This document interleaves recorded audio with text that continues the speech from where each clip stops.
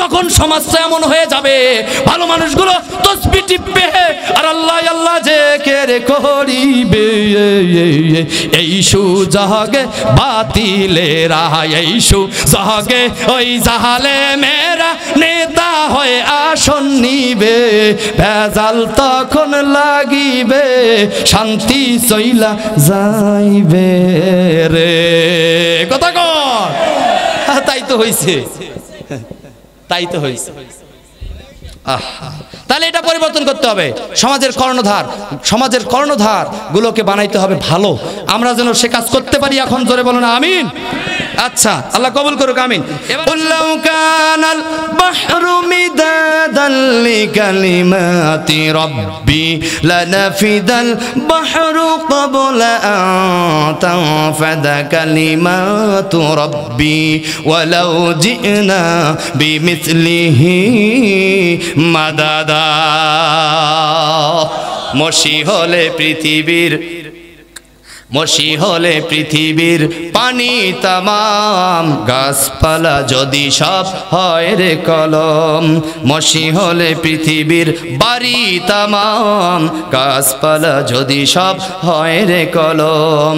শেষ হবে নারী লেখা তবু গুণগান, শেষ হবে নারী লেখা তবু গুণগান। ওগো রহিম রহমান, অধম কিভাবে গাবো তব গুণগান, অধম কিভাবে গাবো তব গুণগান, অধম কিভাবে গাবো তব গুণগান, অধম কিভাবে গাবো তব গুণগান। লিল্লাহে তাকবীর, নারায়ে তাকবীর। আমার গাজমেতলার মুসলমানেরা শোনো, তাম পৃথিবীর মানুষেরা মনোযোগ লাগাইয়া দাও। কারণ নবীজি বললেন 3 নাম্বার হলো ওয়া যাকাতু মাগরামা। যখন দেখবেন মানুষ যাকাতকে জরিমানার মাল মনে করবে, এমন ফরজ একটা ইবাদতকে যখন জরিমানা মনে করবে, ওই সময় আর স্বাভাবিক আমলে শান্তি পাওয়া যাবে না। ওই সময় আল্লাহর পক্ষ থেকে আযাব আর গজব আসতে থাকবে। এটা কয় নাম্বার জোরে বলেন? আমি নিচের লোকদের জন্য প্রশ্ন, আমাদের উপরে যারা 2 সাইডে 2 জন আছি, বেয়াদবি ক্ষমা করবেন। কখনো আপনাদের কোনো কথা বলা প্রয়োজন নেই। সম্মান দিয়েছেন, ইজ্জত দিয়েছেন, কোরআনকে তাজিম করে আপনারা বসে আছেন। আলেম মানুষ যারা সবচেয়ে বেশি আল্লাহরে ভয় করে, এর দলিল আল্লাহ নিজেই বলতেছে, বান্দা বান্দিরা শোনো, তোমরা তাদেরকে যতই জঙ্গিবাদে বলো আর মৌলবী বলো না কেন, মুন্সি বলো না কেন, তাকে নুরানির হুজুর আর মক্তবের হুজুর বলো না কেন, তোমরা ইনসাল করতে পারো, কিন্তু আমি আল্লাহ ঘোষণা দিচ্ছি, পৃথিবীর জমিনে আমার মাখলুকের মধ্যে আমাকে সবচেয়ে যারা বেশি ভয় করে তারাই হলো আলেম। জোরে কোন সুবহানাল্লাহ। আর আলেমের বিচারটাও আমি পর্দার অন্তরালে করব, কারণ আলেম যদি ভুলের কারণে কোনো না কোনো কারণে শয়তানের ওয়াসওয়াসায় পড়ে গিয়ে যদি একটি মিস্টেক করেও থাকে, অপরাধ করে থাকে, জাতির সামনে আমি উন্মুক্ত করে দেব না। অথচ এটা আল্লাহর বিধান। আর বাংলার জমিনে আলেমকে ধরে কি করা হয়েছে আপনাদের জানার বাকি নাই। আমার ভাই রফিকুল ইসলাম মাদানী সে ডাক দিয়ে বলে, আমাকে যখন রাস্তার মধ্যে চোখ বাঁধা অবস্থায় নিয়ে যাওয়ার পরে চোখ বেঁধে আমাকে একটা জায়গায় দাঁড় করালো, ওই জায়গায় আর আমি কিচ্ছু চিনি না, ওই জায়গায় আর কিচ্ছু চিনি না। সঙ্গে সঙ্গে আমি দেখতে পেলাম আমার একটা ছবি তুলে নিচ্ছে, অথচ আমার কাছ থেকে ইজ্জত ঢাকা আবরণটুকু, কাপড়টুকু, ফরজ কাপড়টুকু খুলে নিয়েছে।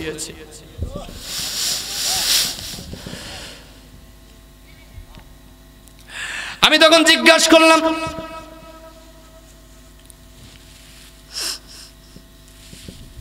আমার ডিপি হারুন আঙ্কেল কোথায়, আমি তার সাথে একটু কথা বলবো। তখন এই চেলা চামুন্ডারা প্রশাসনের লোকেরা বলল যে হারুনের কথা বলছো, ওই হারুনের অর্ডারে আমরা তোমারে এটা করিচ্ছি।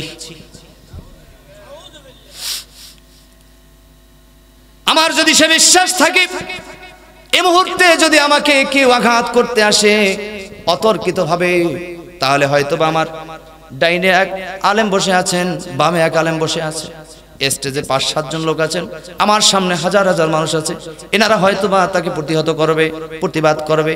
এই আস্থা নিয়ে যদি আমি মন খুলে কথা বলা শুরু করি, আল্লাহর উপর তো অবশ্যই তাওয়াক্কুল আছে, নেক্সট স্টেপ যেটা, আল্লাহ তো যখন লাঠি মানুষের উপর চালায় তখন তো আল্লাহ এটা বলে নাই যে আমি ওই লাঠিটারে আটকে দেব।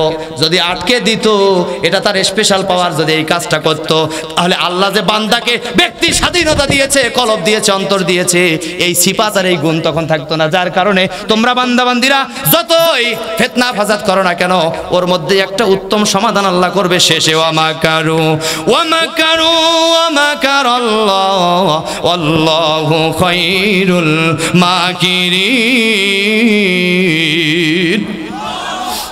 সেই আলেমকে বেইজ্জতি করা হয়েছে এই দেশে এভাবে। কিছুদিন আগেও তার সঙ্গে কথা যখন ধরে নিয়ে যায়, আমি তখন কোনাবাড়ি নসর মার্কেট, ওখানে এক মসজিদে খুতবা দিতে কথা হলো। 3-4 দিন পরে আমি তার মাদ্রাসায় যাবো একটা কারণে। আজকে একজন আমাকে বললো রফিকুল ইসলাম মাদানী সাহেবের নাম্বার, অর্থাৎ যোগাযোগ করার জন্য। আমি বললাম ভাই এই অবস্থা, ধরার আগে 4-5 দিন আগে কথা হয়েছে এবং আমি যেতে চেয়েছিলাম তার মাদ্রাসায়, কিন্তু তারপর হঠাৎ করে শুনি এই নাতে সেই, এই নাতে সেই, সেই নাতে এই করিয়া করিয়া অবস্থায় খারাপ হয়ে গেল। এখন আর তার নাম্বারটা আমার কাছে নাই। এটাই পরিষ্কার কথা, কারণ এখন তো মিডিয়া তো সবখানে নিয়ে যাচ্ছে কথা। এখন আমি তার সঙ্গে যোগাযোগ এই মুহূর্তে আর করতে পারতেছি না। I am extremely sorry. যেভাবে প্রয়োজন সেভাবে গিয়ে অথবা তার মাদ্রাসায় গিয়ে যোগাযোগ করা যেতে পারে। আর আপনারা যদি পারেন আলহামদুলিল্লাহ ভালো। এভাবে আমি উত্তর দিলাম। বন্ধুরা আমার, যাই হোক, এটা হচ্ছে একটি প্রেক্ষাপটে আমি এই কথাগুলো বলছিলাম। এখন আসুন তাহলে, বলা হচ্ছে যে আমি আপনাদের সামনে 15টি কথা বলবো। চাইলেই আমি 10 থেকে 15 মিনিটের মধ্যেই এটার মধ্যে একটা সঠিক একটা সিদ্ধান্তে আমরা পৌঁছতে পারবো ইনশাআল্লাহ। একটু আসেন, আমা তৌফিক ইল্লা বিল্লাহ। 1 নাম্বার, নবীজি বলেন, ও আমার সাহাবীরা, যখন এই গনিমতের মালটা ব্যক্তিগত সম্পদে পরিণত হয়ে যাবে তখন আযাব আর গজব আসবে। নাম্বার 1। নাম্বার 2 হচ্ছে ওয়াল আমানাতু মাগনামা, আর যখন মানুষের মধ্যে আমানতের মালটা লুঠের মালে পরিণত হয়ে যাবে তখন আযাব আর গজব আসতে থাকবে। 3 নাম্বার হচ্ছে ওয়া যাকাতু মাগনামা, যখন মানুষ মুসলমান হয়েও যাকাতকে জরিমানা মনে করবে তখন একের পর এক আযাব আর গজব আল্লাহর পক্ষ থেকে আসতেই থাকবে। 4 নম্বরে শুনুন, আশ্চর্য হয়ে যাবেন, দেখেন তো এই 15টি কাজ আমাদের সমাজে হয়েছে কি হয় নাই, তাহলে শান্তিতে পাবো না অশান্তি পাবো, এবার আপনারাই বিচার করে এখান থেকে উঠে যাবেন। 4 নাম্বার, নবীজি আমার বলেন, ওয়াদুউল লিমালি গায়রিদ্দিন, ধর্ম বিবর্জিত শিক্ষার প্রচলন হবে। তার মানে হচ্ছে এমন সিলেবাস হবে বাংলার জমিনে, এমন সিলেবাস আসবে শিক্ষানীতিতে, যেই সিলেবাসে যাওয়ার পরে সন্তান মেট্রিক পাশ করবে তারপর কোরআন পড়া শিখবে না, এমন সিলেবাস বেশি না কম? ধর্ম বিবর্জিত, ধর্মকে বাদ দিয়ে, ইসলামকে বাদ দিয়ে সব সিলেবাস করা হবে। এখানে এসে একটি কথা মনে পড়ে গেল, এমবিবিএস ডাক্তার যারা, তারা মসজিদের খতিব নয় কেন? আর আমরা যারা খতিব যারা, তারা এমবিবিএস ডাক্তার নই কেন? মাদ্রাসায় পড়ে যারা, তারা কলেজের ভার্সিটির ছাত্রদের সঙ্গে কোনো না কোনো সাবজেক্টে খাটো কেন? আবার ভার্সিটির মাল যারা, তারা আবার মাদ্রাসা, কওমি কিতাবি মাদ্রাসার ছাত্রদের কাছে হাদিস পড়তে খাটো কেন? কেন কেন কেন কেনর পিছে একটা কারণ। আজ থেকে 400 বছর পূর্বে এটার বিধান করে দিয়েছে অতি শিয়াল পণ্ডিতেরা, যে মুসলমানকে এইভাবে বিভাজন করতে হবে। এক গ্রুপ থাকবে, তারা শুধু আরবি জানবে, আরবি যা দেন সনদ মতন সহ ক্লিয়ার ভাবে বলবে, জবজের পেশ লাগবে না। এই গ্রুপটা আরবি পড়বে, ওর রাষ্ট্রবিজ্ঞান পড়ার কোনো প্রয়োজন হয় নাই, সে আরবি পড়বে। আর এক গ্রুপ রাষ্ট্রবিজ্ঞান পড়বে, কিন্তু আল্লাহ কোরআনে জালিকাল কিতাব বলার পরে কি বলেছে এটাও বুঝবে না। সে রাষ্ট্রবিজ্ঞান পড়বে, লেলিন কালবাসের আইন কারণগুলো পড়বে, পড়ার পরে মানব রচিত বিধান দিয়ে রাষ্ট্র পরিচালনা করার পক্ষে কথা বলবে। এই কারণে এটা গ্রুপ রাষ্ট্রবিজ্ঞানে নিয়ে গিয়েছে। সমাজ বিজ্ঞানে যারা নিয়ে গেছে, সমাজ সোসাইটি, সে আল্লাহ নবীর সোনালী যুগের সমাজকে ফলো করবে না। কোন কবি কি লিখেছে, কোন সাহিত্যিক কি লিখেছে, ওই সাহিত্যের লেখনীয় ওই কবিতা বলি দ্বারা, সাহিত্য দ্বারা সে সোসাইটি, সমাজ পরিচালনা করবে। কথা বলুন ঠিক না বেঠি? ও দুনিয়ার মুসলমানেরা ভালো করে শুনে রাখুন। তাই শিক্ষানীতিতে যেই পরিবর্তন তার দরকার, যেই পরিবর্তনটা করতে হবে, this is my personal things, শুধুমাত্র আমার ব্যক্তিগত, এটা ব্যক্তিগত মতামত দিচ্ছি। আমি আশা করি বাংলার জমিনের এই 56%, 97%, 96% মুসলমান এতে একমত হবে ইনশাআল্লাহ। সেটা হলো এই, কলেজ ইউনিভার্সিটিতেও আল্লাহর কোরআন সিলেবাসের মধ্যে ঢুকাইয়া দিতে হবে। কারা কারা আল্লাহ আল্লাহর কোরআন নবীজির বিশুদ্ধ হাদিস ভার্সিটির সিলেবাসে চান, দু হাত তুলে আল্লাহরে দেখান।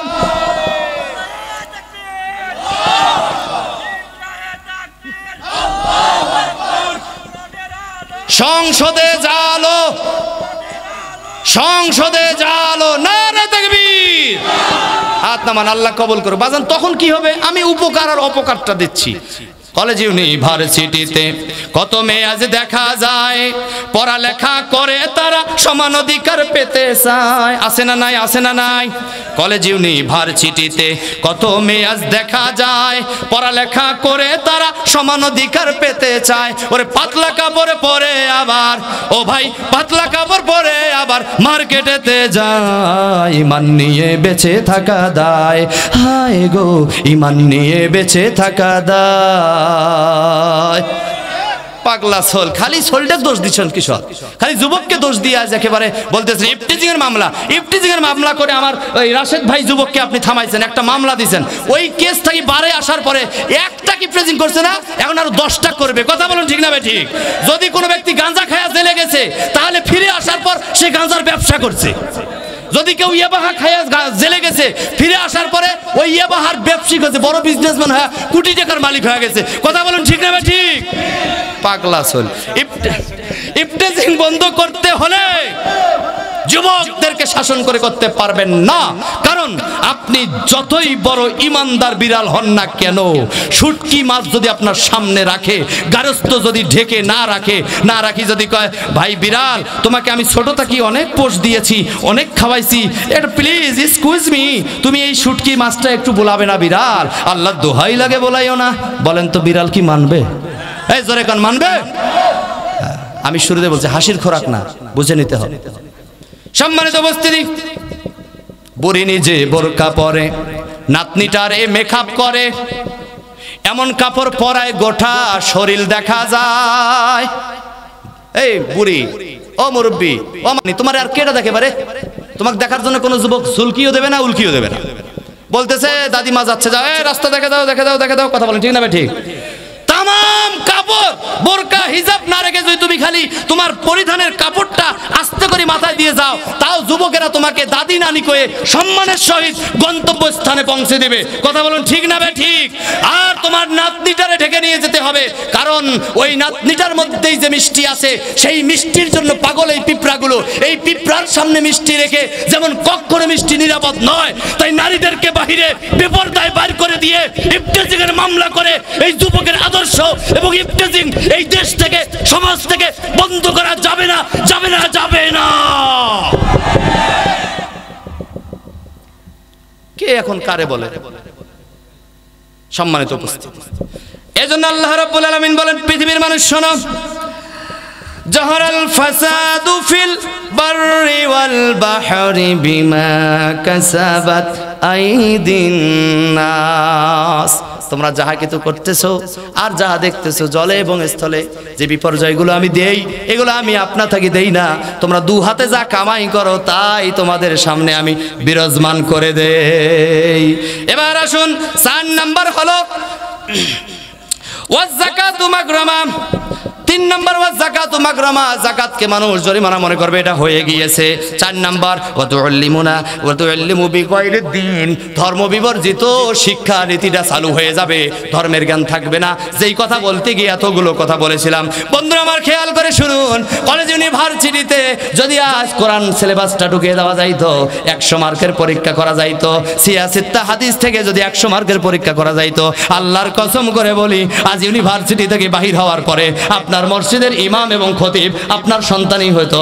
সে ওখান থেকে মেডিকেল সায়েন্সে যেত, মেডিকেল করার পরে সে ডক্টর হয়ে আসতো। আহারে, একদিকে চেম্বারে বসে মানুষকে সেবা দিত, ডাক্তারি পেশা, অপরদিকে 5 ওয়াক্ত সালাতের বেলায় সামনে যা ইমামতি করত।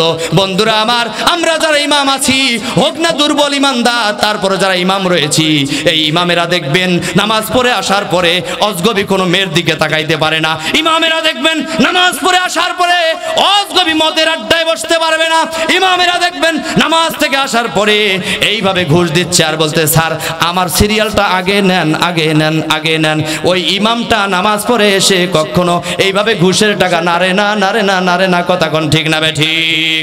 ও গাজমেতলার মুসলমান, যদি আপনার সন্তান কলেজ ইউনিভার্সিটি থেকে সমাজ বিজ্ঞান নিয়ে সোশ্যালিটি নিয়ে শেষ করে এসেছে, সে মেডিকেল সায়েন্স থেকে ডিপ্লোমা করুক আর ডাইরেক্ট লাইনে এমবিবিএস হয়েছে, ম্যাথস করে অ্যাসিস্ট্যান্ট এমবিবিএস হয়েছে, মানব সেবায় নিয়োজিত, এদিকে যেমন মানব সেবা একটা মহাগুণ, অপর দিকে সে যদি 100% কোরআনের পরীক্ষা দিয়ে আসতো, হাদিসের পরীক্ষা দিয়ে আসতো, তাহলে সে ইমামতি করতে পারতো।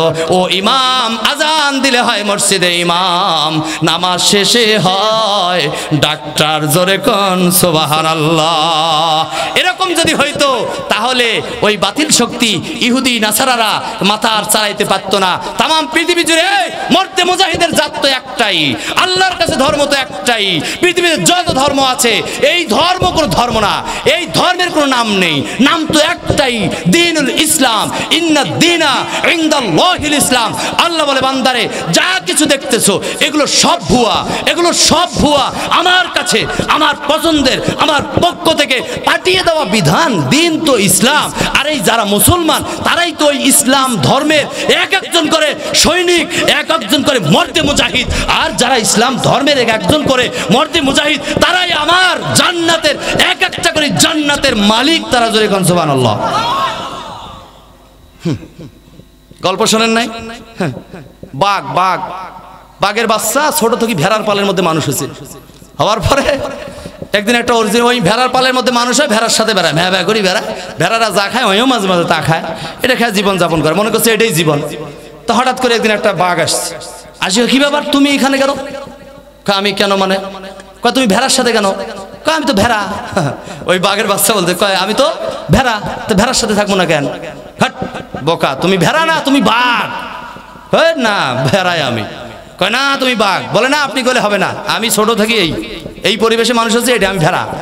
তা কোনো কায়দা করে পানির মধ্যে নিয়ে, পানির সামনে নিয়ে যা, পানিতে ছবি দেখা যায় না, কথা বলেন না কেন? তা বলছে ভেড়া, তো তুমি বলো তো আমি কি? কয় আপনি তো বাঘ, আমাকে দেখি তুমি ভয় খাও। বলে হ, তোমার ভয়ে তো আমরা পালাছি। কয় এখন আমার চেহারাটা দেখছো? বলে দেখছি। তোমার চেহারাটা দেখো তো। যখন ওই পানির মধ্যে দেখছি, বাপরে বাপ, আমিও তো বাঘ, আমিও তো বাঘ। যেই দেখছে আমি বাপ, লাভ দিয়ে উঠছে। এই উদাহরণের অর্থ হলো, এই মুসলমান, এমন কালচারের মধ্যে মিশে গিয়েছো, এমন শিক্ষারীতির মধ্যে প্রবেশ করেছি, যেই শিক্ষারীতির মধ্যে এই যাকাত নামে একটা কম্পালসরি সাবজেক্টকে 5 নম্বরে নিয়ে যাওয়া হয়েছে। শুধু তাই নয়, তাম পৃথিবী জুড়ে শিক্ষানীতি এমন ভাবে চালু করা হয়েছে, সমকামিকা চালু করা হচ্ছে। এগুলোর কারণে মুসলমান যে মুসলমান এটা তো ভুলেই গেছি। কথা কন, কথা বলেন, কথা বলেন। আজ মুসলমান সিংহের জাত হয়ে, মর্দে মুজাহিদের জাত হয়ে ভেড়া, ভেড়া হিসেবে চলতেছে। আমি তো ভেড়া। তো তুমি ভেড়া, তো একটু আসো কোরআনের কাছে, দেখো ভেড়া নাকি। যখন কোরআনের কাছে আসে, কিরে না আমি তো মুসলমান, আমার ইসলাম ধর্ম, আমার নবী মুহাম্মদ সাল্লাল্লাহু আলাইহি ওয়াসাল্লাম, আমার ঠিকানা তো জান্নাত। সুবহানাল্লাহ বলেন। আমার বন্ধুগণ আসুন, তাহলে শিক্ষানীতি পরিবর্তন করতে হবে। এই হাদিস অনুযায়ী শান্তি যদি পেতে হয়, তাহলে এই ধর্মীয় শিক্ষাকে বাদ দিয়ে সিলেবাস করা যাবে না, বরং ধর্মীয় বিধানগুলোকে, শিক্ষারীতিগুলোকে সমস্ত শিক্ষারীতির মধ্যে, সিলেবাসের মধ্যে ঢুকাইয়া দিতে হবে। আপনারা সকলেই এই আন্দোলন করবেন, এটাই চাবেন মুসলমান হিসাবে। আল্লাহর কোরআন আর রসুলের বিশুদ্ধ হাদিস প্রতিটা ক্লাসে, প্রতিটা ভার্সিটিতে যেন কম্পালসরি হিসেবে থাকে। এটা মাননীয় সরকারের কাছে, অন্তর্বর্তী সরকার ডক্টর ইউনূসের কাছে আমাদের আবেদন থাকলো। জোরে কোন ঠিক না ঠিক? আমার বন্ধুগণ এবার আসুন, আল্লাহ নবীর সাহাবীরা তোতা পাখির মতো চেয়ে আছে। বেশি আর দেরি করব না। আমি লক্ষ্য করে দেখলাম গাজমেতলাবাসীরা এত ভালো মানুষ, মুরব্বী মানুষ, চুল পেকেছে, মাথার চুল পেকেছে, দাড়ি পেকেছে, তারপরে 4 ঘন্টা 3 ঘন্টা থেকে বসে আছে, হিসু করার জন্য ওঠে না। আল্লাহ তুমি এই মানুষগুলোকে কবুল করে নাও, আমাকে সহ সকলকে কবুল করে নাও, জীবনের গুনাহ মাফ করে দাও। সকলে বলুন আমিন। বড় সহযোগিতা করেন, তখন কি উত্তর দিবেন বলেন? এটা ঘটনা ঘটে নাই আমার দেশত নাকি? বাড়িত বাড়িত বাড়িত, ও যত বড় নেতা তত বউয়ের কাছে খাটো। বাপরে বাপ। ম্যাডাম যদি কয় এইটা রাইট, আমরা এখন শিখছি নেতার কাছে কোনো কাজ করে নিতে হলে নেতাকার কই না, কোনো না কোনো ভাবে ভাব ধরাই তার বউয়ের সাথে, যে কোনো নেটে, তার শালি দিয়ে হোক, তার জ্যাষ্ঠা তো শালি দিয়ে হোক, ইত্যাদি ইত্যাদি, যে কোনো ভাবে। খালি যদি ম্যাডামের কাছে পৌঁছিবার পাইছি, ম্যাডামরা কিন্তু হুজরে কারণে মায়া করে, যতই কর না কে, মেয়েরা হ্যাঁ বেশি মায়াবী হয়। কথা বলেন ঠিক না? এরা একটু কয় কি হচ্ছে, সমস্যা কি? বলে এই অবস্থায় সব মিথ্যা। আচ্ছা আমি বলে দেবো, যান, কোনো টেনশন করেন না, ওটা আর ঘুষও লাগে না। বাস, নেতাকে রাতে টাইট দিছে, ওই অনুযায়ী সকালে কাম হয়েছে। কথা কন ঠিক না? তাহলে মেয়েদের অনুসরণ করে পুরুষেরা। আল্লাহর নবী বলে যখন এই ঘটনা ঘটবে তখন আর কারাল দিয়ে আর রোড দিয়ে সামিয়ানা দিয়ে আযাব গজব আর রক্ষা করতে পারবে না। আল্লাহর পক্ষ থেকে একের পর এক আযাব গজব আসতেই থাকবে, আসতেই থাকবে। মনে হয় ঘটনা ঘটে নাই। তাহলে কি করতে হবে? ও আমার স্বামীরা, পুরুষেরা ভালো করে শুনে রাখেন, আমার মা বোনেরা শুনুন। আপনারা শাসন আমাদেরকে করতে পারেন না, আপনারা পরামর্শ দিতে পারেন। আপনারা স্বামীর পরামর্শ দেবেন আর স্বামীর খেদমত করবেন। যে হাদিসটি আমার আগে ইমদাদুল ভাই বলেছেন কি, যে ব্যক্তির মৃত্যুর সময়, যে মহিলার মৃত্যুর সময় তার স্বামী তার উপর সন্তুষ্ট থাকবে এবং বলবে আমার স্ত্রী ভালো ছিল, এই সাক্ষী যদি কোনো স্বামী দেয় মন থেকে, তাহলে আইয়াত খোলাহুল জান্নাহ, নবীজি বলছেন ওই নারীটা আল্লাহর জান্নাতের মেহমান হয়ে যাবেন। সুবহানাল্লাহ বলে। আমার মায়েরা, দুটো হাতে ধরে বলছি, তোমাকে মায়ের সম্মান দিয়ে, বোনকে বোনের শ্রদ্ধা দিয়ে বলছি, তোমরা স্বামীদের উপর টেক্কা মারতে যাও না। যদিও স্বামীর সিদ্ধান্তে কোনো লস হয়ে যায়, ওই লসটাকে তুমি মাথা পেতে মেনে নেবা। ওই স্বামী বুঝতে পেরে একদিন তোমার পরামর্শ ছাড়া কোনো কাজ করবে না। আর যখন স্বামী আর স্ত্রীর মধ্যে সংসারে পরামর্শ করা শুরু হয়ে যায়, আল্লাহ নবী বলেন ওই সংসারের মধ্যে আল্লাহ রাব্বুল আলামিন একের পর এক রহমত নাজিল করতেই থাকে। জোরে কোন সুবহানাল্লাহ। সম্মানিত হাজিরিন, এবার আসুন, তাহলে এই ঘটনাও আমাদের মধ্যে ঘটেছে। ওয়াতা আর রাজুলু, ইতাআত করবে পুরুষেরা। ইতাআত মানে কি জানেন? গোলামি করবে, গোলামি করবে, অনুসরণ করবে, অনুকরণ করবে, ইতাআত করবে। কার ইতাআত করবে? ইমরাতুন, মহিলাদের, ম্যাডামের ইতাআত করবি। মেলা গোলাম আছে। যাই হোক, কথা এখানে রাখেন, শিক্ষা নেন। এটা বাদ দিতে আজকে যা বাড়িতে বুঝে কবেন যে বউরে এটা যা হয়েছে হয়েছে, তুমি তো মাঝে মাঝে আমার উপর টেক্কা মারো, আমাকে রাগ করি, এটাই হবি। তা আমিও কই না হোক, তার এটা করা যাবে না, হুজুর বলছে, বরং আমার সিদ্ধান্ত ওটাই মানা লাগবে। যদি সিদ্ধান্তে ভুল থাকে এটা পরামর্শ আমাকে দিতে পারো তুমি। কথা বলেন না কেন? কথা বলেন, বাস ক্লিয়ার। এবার আসুন, নবীজি বলেন তাহলে কি করতে হবে? পুরুষেরা যদি অর্ডার করে, পুরুষেরা যদি নারীর উপর কর্তৃত্ব চালায় আর নারীকে যদি হেফাজতে রাখে, স্ত্রীর হক যদি আদায় করে নারীকে ঘরের ভিতর রাখতে পারে, তাহলে যেই আযাব গজব এসেছিল ওই আযাব গজব আল্লাহ উঠাইয়া নিয়া ওই সংসারে শান্তি দান করে দিবেন। তারপরে সাহাবায়ে কেরামেরা তোতা পাখির মতো চেয়ে আছে। নবীজি আমার বলেন শুধু তাই নয়, ও আক্কা উম্মাহু, তার মাকে তারা দূরে সরিয়ে দিবে। ও যুবকেরা, যারা তোমরা তোমার বান্ধবীর প্রেমে পড়িয়া জিয়া মাকে তোমরা বুড়ি বলো, আর বান্ধবী এখনো বিবাহ করো নাই, তার আগে বান্ধবীর ওই হবু বউয়ের মাকে যা আম্মাজান আম্মাজান বলে ডাকো। ও যুবক, আজকের এই হাদিস থেকে শিক্ষা অর্জন করে নাও রে যুবক। আমার নবীজি 1400 বছর পূর্বে বলে দিয়েছে, সাহাবায়ে কেরামেরা শোনো, এমন একটা সময় আসবে যেই সময় মানুষেরা ওয়াক্কা উম্মাহু, তার মাকে দূরে সরে দিবে, মাকে কষ্ট দিবে। ও আদনা সাদিকাহু, এবং বন্ধু বান্ধবকে আপন করে নেবে আর মাকে দূরে সরিয়ে দিবে। এই ঘটনা যখন পৃথিবীতে ঘটবে, ওই সময় একের পর এক আযাব আর গজব আসবে। কথাটা কার? বিশ্বনবীর। কথাটা কার? বিশ্বনবী। সাহাবায়ে কেরামেরা বললেন, ইয়া রাসূলুল্লাহ, তোতা পাখির মতো সাহাবীরা তাকিয়ে আছে আর পরের স্টেপ শুনতে চাচ্ছে। নবীজি বললেন, ওয়াকসা আবাহু, এবং বাবাকে সরাইয়া দিবে, বাবাকে দূরীভূত করে, বাবা এবং মা উভয়কে কোনো পাত্তা দেবে না। আর বন্ধু বান্ধবীর জন্য মোকামতলায় গিয়া মহাস্থানের মেলায় যায় 1000 টাকার নোট ভাঙে খাওয়াবে, আর মা বাবা না খেয়ে আছে, মরিচ বিনা কার আলু ভর্তা হয় নাই। তারপর যুবক ওই বৃদ্ধ মা বাবার খবর নেবে না। এমন সমাজ যখন কায়েম হয়ে যাবে, বিশ্ব নবী বলেন ওই সময় আযাব আর গজব আসতেই থাকবে। জানি না আমার জীবনের শেষ আলোচনা এটাই হতে পারে, আমি শেষ মনে করে আলোচনা করতেছি। ঠিক আপনারাও যারা শ্রোতা আছেন, শেষ ওয়াজ, শেষ আলোচনা মনে করি শোনেন, কাজে লাগবে উভয়ের ইনশাআল্লাহ। বন্ধুরা আমার, যুবকেরা দীপ্ত শপথ করেন তা হবে না। উইদাউট মাই ফ্রেন্ড, কিসের তুমি বন্ধু? বন্ধু হলো স্বার্থের উপর, পকেটের টাকা যতক্ষণ বন্ধুত্ব চলে ততক্ষণ, কথা কোন ঠিক না বেঠিক? কিন্তু যেই মা বাবা তোমাকে ওয়াহনান আলা ওয়াহনিন ওয়া ফিসালুহু ফি আমাইন, আল্লাহ বলে দুনিয়ার মানুষেরা, ওয়া ক্বাদা রাব্বুকা আল্লা তা'বুদু ইল্লা ইয়াহু ওয়া বিল ওয়ালিদাইনি ইহসানা। ও দুনিয়ার মানুষেরা শোনো, আমি আল্লাহ রাব্বুল আলামিন আমার পক্ষ থেকে একটা ফরজিয়াত দিলাম, বিধান দিলাম, সংবিধান জারি করলাম। 44 ধারা বিধান, 44 ধারা মামলা তোমার বিরুদ্ধে আমি করলাম, তোমার কাছে জারি করে দিলাম। সেটা হলো এই, একমাত্র আমার ইবাদত করবা, আর কারো ইবাদত করবা না। বলে আল্লাহ ঠিক আছে, আমরা তোমার ইবাদত করবা আর করবা না। বলে বান্দার এটা যেমন সত্য, তারপরে আর একটা কথা তার সঙ্গে লাগিয়ে দিলাম। বলে সেটা আবার কি? তা হলো এই যে আমার ইবাদত করার সঙ্গে সঙ্গে তার সাথে সাথেই তোমরা তোমার মা বাবার সেবা যত্ন করবা। তোমার মা বাবা যেন কথাটিও না বলে। যদি তোমার মা বাবা তোমার আচরণে শব্দ করে আর যদি মন থেকে একবার তোমারে অভিশাপ দেয়, তাহলে বান্দা শোনো, যতক্ষণ পর্যন্ত তোমার মা বাবা তোমারে ক্ষমা করে দেয় নাই, অতক্ষণ রে যুবক তুমি মক্কার ইমাম হইলেও আমি আল্লাহ ক্ষমা করব না।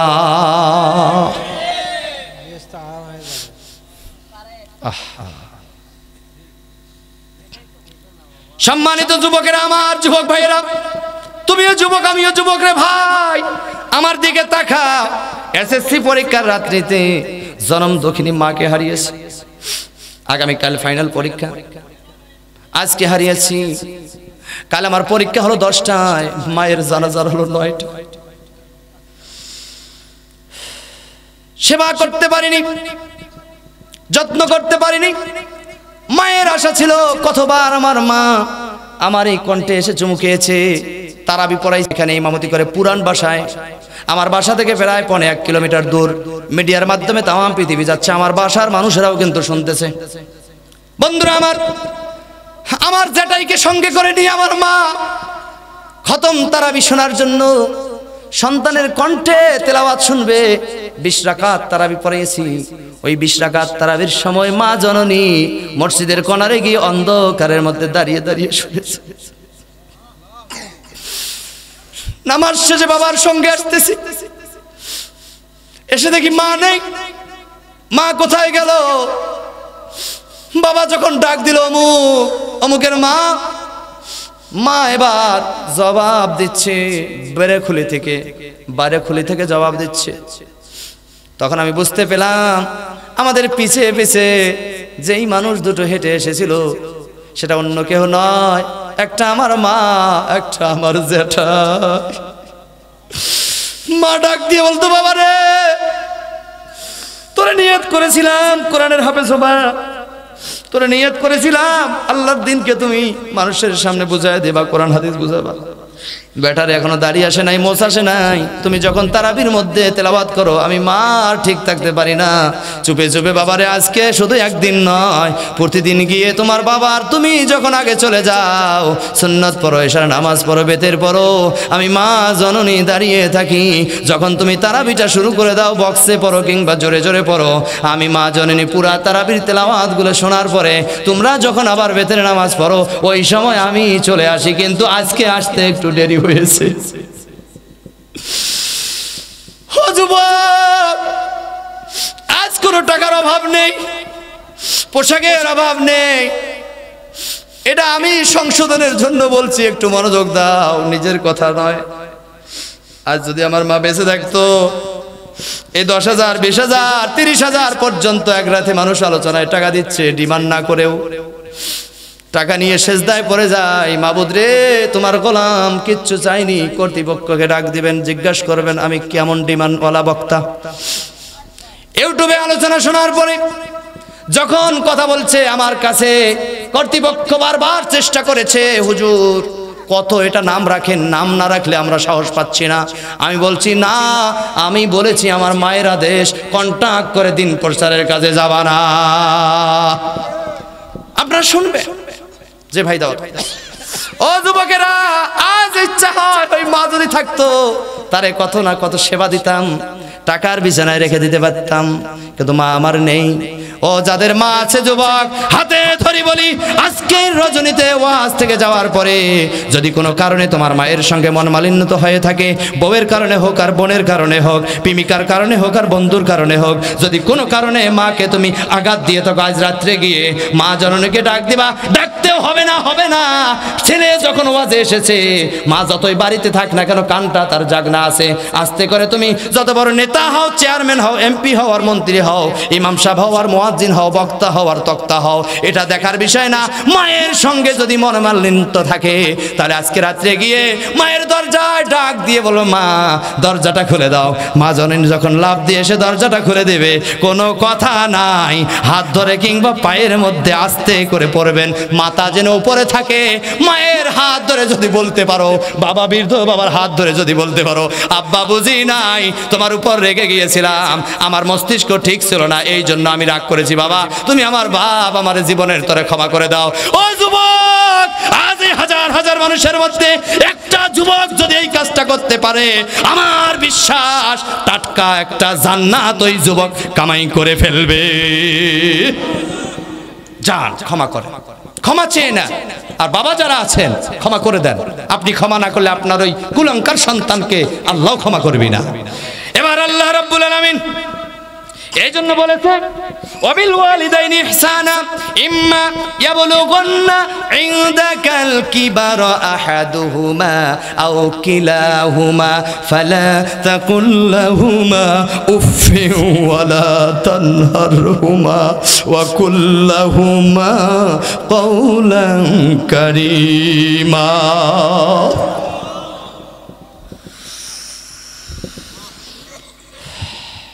বাবা মা যদি তোমার বৃদ্ধ অবস্থায় চলে যায়, বয়স্ক হয়ে যায়, শক্তি কমে যাবে, তোমার পিছে তার জীবন কবে দিয়েছে, ঈদের সময় নিজের পরনে ছিঁড়া একটা লুঙ্গি রেখেছে, ছিঁড়া পাঞ্জাবি গায়ে, বুড়া পাঞ্জাবি 10 বছর আগে কিনেছে, ওইটা গায়ে দিয়ে বাপ জননী মা জননী তা ধুয়ে দেয়, আর বাবা গায়ে দিয়ে সন্তানের জন্য কামলা কিষান দিয়ে ভ্যান ঠেলে ঠেলে 10 দিন ইনকাম করে 3000 টাকার ড্রেস কিনে এনেছে, সন্তানকে পরিধান করায় দিল, আর হাত ধরে আঙ্গুল ধরে ঈদগাহ ময়দানে নিয়ে যাচ্ছে।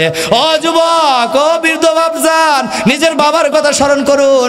এভাবে যখন আমাদেরকে নিয়ে গিয়েছে, যাওয়ার পরে এমনও সন্তান আছে লেখাপড়া করে মানুষ হওয়ার পরে চাকরি বাকরি পেয়ে বউয়ের কথা শুনে ওই কষ্ট জনম দুঃখিনী মা আর জনম দুঃখিনী বাবারে বৃদ্ধাস্থায় রেখে এসেছে, তাদেরকে আযাব গজবের মধ্যে রেখেছে, বউয়ের কথায় তারা আলাদা বাড়ি ভাড়া করে থাকে। কথা বলেন ঠিক না ঠিক?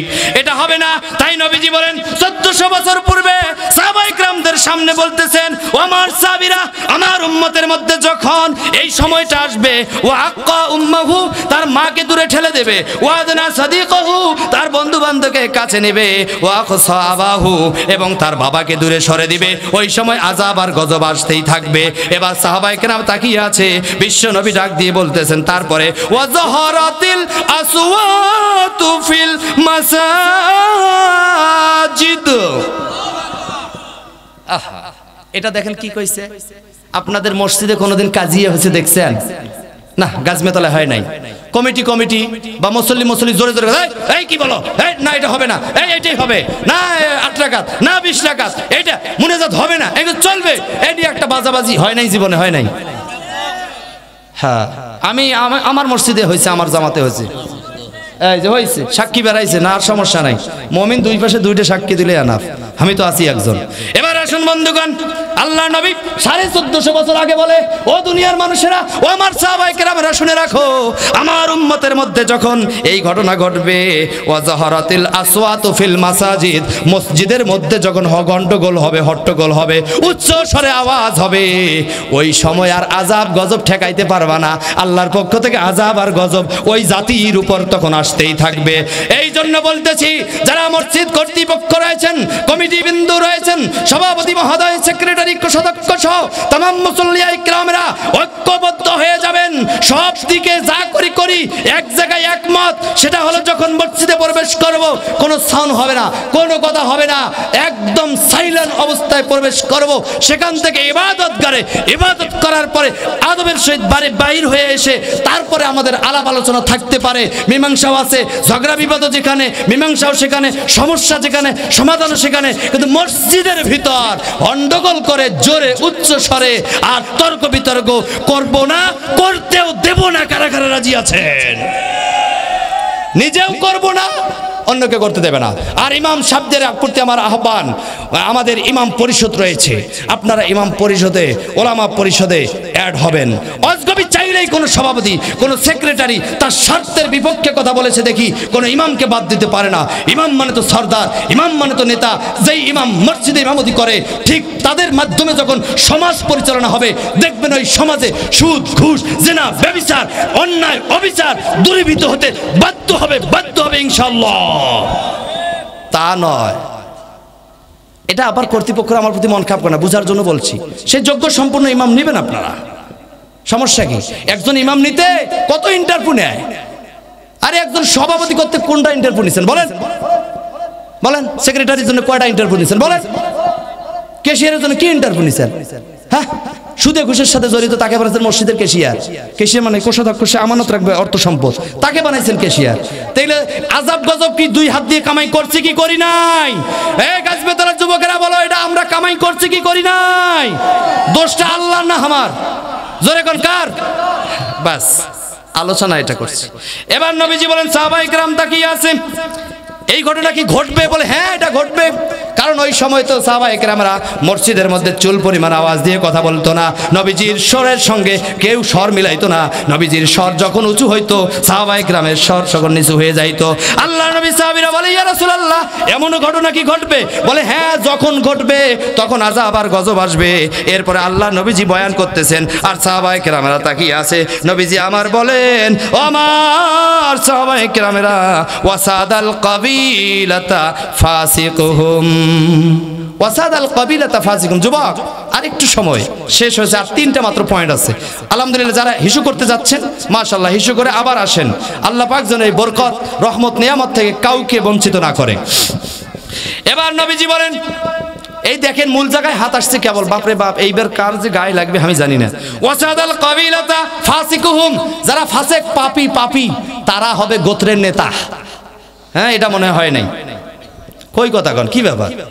না, এগুলো সব আমার কুড়িগ্রামত আছে, এগুলো বগুড়ায় নাই। বগুড়ায় যারা নেতা এরা আল্লাহর ওলি, তাহাজ্জুদ পড়ে শুধু, তাছাড়া নেতা নাই। আরে পাগলা, কোনো নেতার তো দোষ দিচ্ছি না, এটা হবে, যখন হবে তখন আযাব গজব আসবে। আর যারা নেতা আছেন, আমার স্টেজে যে নেতা থাকে, এই নেতা ভাইকে আমি অনুরোধ করব তিনি তার গুণকে পরিবর্তন করে ইসলামী গুণে গুণান্বিত হবেন, তাহলে আবার ওই অশান্তি দূর হয়ে শান্তি আসবে। এই তো মামলা ঢিসমিস, কথা বলেন না কেন? আমার তো বিবেক তো সবাই আছে। মসজিদের সভাপতি আছেন এখানে, হয়তো মন খারাপ করছেন, নো, খারাপের কিছু নাই। আপনি সহানুভূতির হাতটা বেঁধে দেন, আপনার হাতটা বাড়িয়ে দেন, সহানুভূতি বৃদ্ধি করেন, সেক্রেটারি কমিটি নিয়ে গিয়ে বসেন। আপনি প্রথম বলেন যে বাবা কি হয়েছে, এখানে সমস্যা নাই, ওয়াজ শুনছি, হাদিস শুনছি, যেগুলো তর্ক বিতর্ক বাহিরে হবে, চলো তো, কথা বলেন না কেন? তাহলে কি হবে? এতদিন যে অপরাধ করছেন সভাপতি হয়া, আল্লাহ ওগুলো মাফ করে দিয়ে এই গুণের কারণে এখন সব দান করবেন। সুবহানাল্লাহ বলেন। খালি না বুঝি যদি মন খারাপ করে উঠে যান তাহলে তো কিছুই হবার নয়, বোঝা লাগে। আমার বন্ধুগণ এবার আসুন, ওয়াসাদাল কাবিলাতু ফাসিকুহুম, যখন ফাসিক ব্যক্তি, এই পাপীরা যখন হবে সমাজের নেতা, ওই সময় আযাব আর গজব একের পর এক আসবে। দেখবেন যে উপরে ফিটফাট, ভিতরে বলে জোরে কোন সদর। তাই তো এমনিতে দেখবেন ভালোই চলে, কিন্তু ওর বউকে যায় যদি বলেন হ্যাঁ নেতার কেমন চরিত্র, কয় এই ঝাড়ুয়ের কথা আর কন না, ওইটা বাদে কি আছে সেটা কর। এর কাছে এসে আমার জীবনটাই মাটি। কত বিবৃতি পাইছি আমরা। আপনারা তো সহজ সরল মানুষ, এই জন্য বোঝেন না। যাই হোক, আমি নেতা ভাইদেরকে অনুরোধ করব, ওইটা যেন না, আমার স্ত্রী যেন অন্তকে বলে আমার স্বামীটা ভালো। এই সারা যদি এই মজাটা পেয়ে যায় জীবনে, স্ত্রী যদি সাক্ষী দেয় আমার স্বামী ভালো, তাহলে ওই স্বামীটাও আল্লাহর জান্নাতি হয়ে যাবে। এবার আসুন, এ ঘটনা ঘটেছে, তাই নেতাদেরকে পরিবর্তন হতে হবে। তারপরে ওয়াকানা যাইমুল কওমি আরজুলাহুম, ও দুনিয়াবাসীরা শোনো, আল্লাহর নবীজি সাহাবায়ে কেরামদের সামনে ওয়াজ করতেছে, ও আমার সাহাবীরা রে, এখন তো তোমরা খুব ভালো যুগে আছো, এখন তো সোনালী যুগ তোমরা উপভোগ করতেছো, কিন্তু এমন একটা যুগ আসবে তখন আমি নবী, বিশ্ব নবীর মতো নেতা থাকবে না, আমি আমার পর আবু বকরের মতো কিংবা তুমি সাহাবায়ে কেরামদের মতো নেতা থাকবে না। তখন সমাজের কর্ণধার এমন মানুষগুলো হবে যারা সবচেয়ে বেশি জুলুমবাজ, মানুষের উপর নির্যাতন করতে জানে, অত্যাচার করতে জানে, মানুষের উপর অত্যাচার আর নির্যাতনের স্টাম্প রোলার যারা চালায়, তারাই হবে সমাজের কর্ণধার।